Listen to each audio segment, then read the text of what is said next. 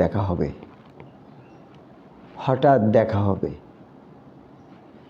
দেখা হবে ভাবিনি কখনো, চিন্তাও করিনি প্রসঙ্গটি। কুমিল্লা রেল স্টেশনে দাঁড়িয়েছিলাম, ঢাকা থেকে ছেড়ে আসা আন্তনগর ট্রেনের অপেক্ষা। চট্টগ্রামে একটি কবি আড্ডায় নিমন্ত্রণ ছিল। ভাবিনি এমন মুহূর্ত আসবে ফিরে।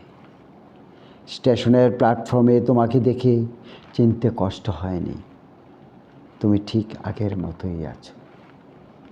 অথচ তোমার মনে হয় কিছুই পাল্টায়নি।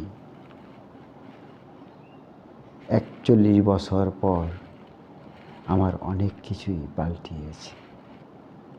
লাস্যময়ী মুখাবয়ব, হাস্যোজ্জ্বল চোখ, ঠোঁট যুগল লাল টুকটুকে লিপস্টিক লাগানো, সেই মিষ্টি মধুর হাস্যময়ী মুখাবয়ব এখনো আগের মতোই আছে। কুচকে শাড়ি পরা তোমার খুব অভ্যেস।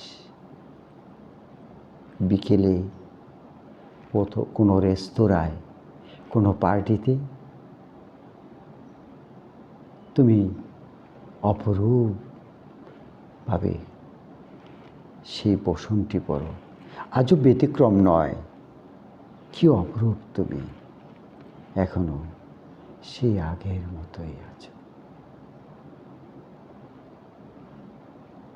ধন্যবাদ। প্রিয় বন্ধুরা, আবৃত্তি করেছিলাম আমার স্বরচিত কবিতা হঠাৎ দেখা।